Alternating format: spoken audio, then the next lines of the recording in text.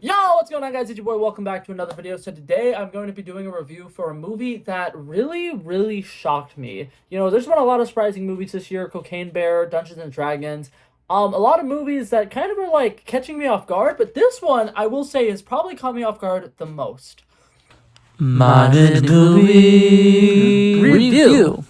Today I'm going to be talking about the movie A Prom Pact. I will say this, usually when I do my mini movie reviews, I'll do it like a day after I watched it. I watched this 3 days ago, so it's not as fresh in my head. I can't remember the name of the actor, the main actress or the main actor, but I will be talking about them, and I'm going to be referring to them as Andy Mac Girl, because the main girl was the main actress of Andy Mac, and I'm going to be referring to the guy as Zombie Guy, because he was in all 3 of the zombie movies. Now I want to go ahead and give a little backstory for this movie for those of you guys who haven't seen it. First of all, spoiler alert, I don't think that this is really the kind of movie where if something gets spoiled to you, it's going to change much. But that being said, there were a lot of actual twists in this movie that kind of caught me off guard, so I was a little like, damn, okay, this was actually very well written. And it shocked me. But yeah, so Prom Pact, for those of you people who do not know, was a Disney Channel original movie. I'm not entirely 100% sure if it was Disney Channel original, because all the ads I've seen for it are say Disney Plus, but it aired on Disney Channel the day before it was put on Disney Plus. So its premiere was on Disney Channel, which shocked me because there's a line in this movie that is literally a teenage boy saying, "I'm not talking about kissing, bro. I'm talking about putting your P in some V." And he says that exact line. And it was in that moment that I literally had to Google, was this a fucking Disney Channel original movie? Because it's been advertised as a Disney Channel original movie. I've seen so many things saying that it was going to be on Disney Channel. And then I was watching it and that came up and I was like, what? But yeah, I looked it up. It first was shown on Disney Channel. So Disney Channel is actually stepping it up, and they're putting out topics that are kind of serious again, which is kind of nice because what's it called? Boy Meets World was a brilliant show that had a lot of like adult-ish topics that were kind of really important for young people to learn about. And Girl Meets World tried doing a little similar things, but a lot of them were at a much smaller scale. And what's it called? A lot of people liked that show. I included. I enjoyed that show back when I was younger. But rewatching it now after watching Boy Meets World, it's not nearly as good. It doesn't touch nearly as many topics as I think it should. So seeing this movie address, sex and how some young people do it, was nice. Watching them show like big parties and people doing stuff that they probably shouldn't be doing at said parties was pretty cool. Obviously, they didn't show anybody like specifically drinking, but it was like implied that they were having a fun time and they were doing things that high school age kids would actually do. And I really liked it. I think that there was a lot of charisma to this movie, and I think that had a lot of charm to it. And something that I liked about it is, personally, I think that it's starting to get overused, but the 80s theme has been a big part of our culture recently. I don't know when this spiked. I think it started back in like 2021 or something. So it's been a couple years now that 80s culture has just been a big part of current day culture. People just love tying back things to movies that came out in the 80s. A lot of movies that came out in the 80s, like Ghostbusters, are getting legacy remakes or whatever. Low-key upset that Back to the Future hasn't yet, but that's okay. It's because they're actually waiting for me to become a developed actor so I can play Marty McFly. I'm kidding, but that would be my dream role if I ever get to be an actor. Anyways, not the point. That's off topic. What's it called? There's a lot of 80s-themed things nowadays. Think Stranger Things, the It movies. There's a lot of things that take place during the 80s. There's a lot of things that give off 80s nostalgic vibes, and this movie does it as well, and I think it actually plays off it really well. They bring up a couple different 80s rom-coms at one point during this movie, and I think that almost every single one of them you can compare to this movie, and it actually lines up relatively well. It kind of gives off similar vibes to All the Boys, not To All the Boys I Loved Before. Kind of To All the Boys I Loved Before, but not to the same extent. It gives off the vibes of 10 Things I Hate About You, which is a really good movie. I have a big personal bias towards it because it's one of my comfort movies, but that movie I would consider a perfect 10 out of 10. I'd argue it's the best rom-com of all time, and this movie has a lot in common with it.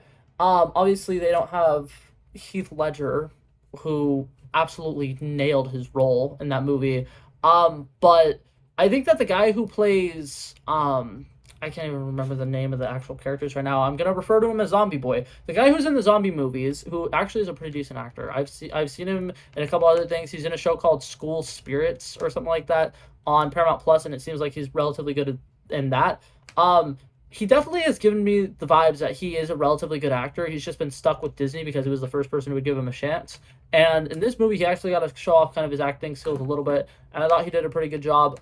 The girl from Animac carries this movie really well. She's the main character.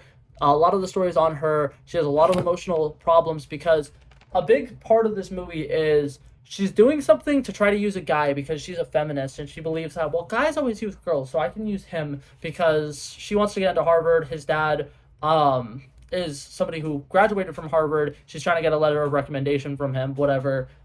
So to get in with the guy, she tutors him. Guy very clearly starts catching feelings. She starts catching feelings back, but she's at the end of the day, she's just here to try to get a letter of recommendation. And then that becomes a whole problem because eventually, even though she does like this guy and the guy likes her, she still kind of wants that Harvard thing. And what's it called? She ignores her best friend, which it's established that every Friday they go out and they do things. And she abandons him for a couple Fridays to hang out with this guy who she's trying to use. And then she abandons him on his birthday to go and try to get that scholarship letter. And it's great because the guy from Zombies eventually has an outbreak, and it's just like, I'm not just a doormat. You can't just use me whenever you feel like it. You can't just step on me. We're supposed to be best friends, and right now you're not treating me like a best friend or whatever. And it is a great scene. It's well acted. The dialogue and that little argument that they had was actually really good. And I think that both characters actually showed kind of the emotional weight of being neglected by the only person who's ever treated you like a real human being. And it is very good. Like, the guy from Zombies did a great job in this movie. The girl from Mac did a great job in this movie because she kind of creates her own demons and then ends up having to face her own demons. And they portray it really well because you can tell she's not intending for any of these really bad things to happen. They just happen to happen. And it's great. And like I said, there's a lot of twists in this movie. There's a lot of things that, like, you don't expect to happen. And it's like, something bad happens to the main character, and then you're just like, it's okay, she'll be fine, whatever, everything's gonna work out. And then things start to work out, and then what's it called? A little bit later, things fall apart again, and then they get back together, and then it falls apart again. And then by the end of the movie, you think that she's gonna end off single, which personally I think would have actually been a great thing for Disney to have done, showing that, not all relationships last forever. Sometimes good things aren't meant to last, and if you have a nice relationship your senior year, it doesn't mean that that person's going to be with you for the rest of your life. But ultimately, they end up getting together, and it was fine. I didn't have a problem with it, but I thought that it would have been really cool if, after everything, Disney showed that not everybody's meant to be. But I think that they did a great job showing a lot of different messages that are important for kids to learn. Being yourself, very, very important. Just because everybody around you is doing stuff, you don't have to be doing it too. What's it called? Never judge a book by its cover. There's a lot of great lessons to be learned in this movie, and I think that it was really well written, really well acted. All of the callbacks to the 80s stuff was really great. They have a bunch of like random promposals happening in the background of a bunch of different scenes, and every single one of them are great and reference great 80s movies. And I absolutely love just kind of like in the middle of the story, you'll just see somebody in the background dressed up as like the mad scientist from Back to the Future, and it's like, great Scott, will you be my whatever Valentine? And then there's like, what's it called? Ghostbusters is one of the first ones, and it's like there's so many great callbacks to 80s pop culture, and I absolutely love it. And another thing about this movie that I just thought was absolutely funny, I'm gonna give it my final rating and end this video in a second, but the one last thing that I want to mention, I think it's really funny. Olivia Rodrigo has a cameo in this movie, and it caught me so off guard because what's it called? So, Andy Mack's girl, her character is like going around at the party, going from door to door, asking if anybody's seen the guy who she's looking for. And she walks into a room, and there's a guy who's practicing a Karate Kid style promposal, and he's just like, wait, you're not the girl I'm supposed to be doing my promposal to. And then what's it called? Olivia Rodrigo just like comes down the stairs. You can see her in the background, and he's just like, "Oh my God, wait, no, I have a cool promposal for you. Come back!" And I just thought it was so funny because it was like Olivia Rodrigo is starting to be like a young superstar. Like, obviously, she's not on the same level as like Zendaya or Jenna Ortega or anything like that, but she kind of has a pretty decently sized fan base. So the fact that she just like showed up for this little like 30-second scene was so funny to me. Anyways, not the point.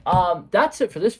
I almost forgot to do the rating again. But yeah, I do want to go ahead and say, I do think that this is the best rom-com that I've seen in a couple years.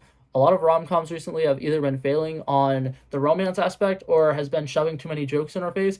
I think that this one does a much better job of trusting the audience to actually get the jokes, and the relationships actually have like trial and error, and there's a lot of triumphs, but there's also a lot of downfalls.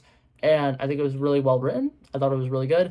I'm gonna give it a solid 89 out of 100. I think it was pretty fucking damn good. The fact that it was a Disney Channel original caught me off guard, but it was damn good. If you like rom-coms, you would love this movie.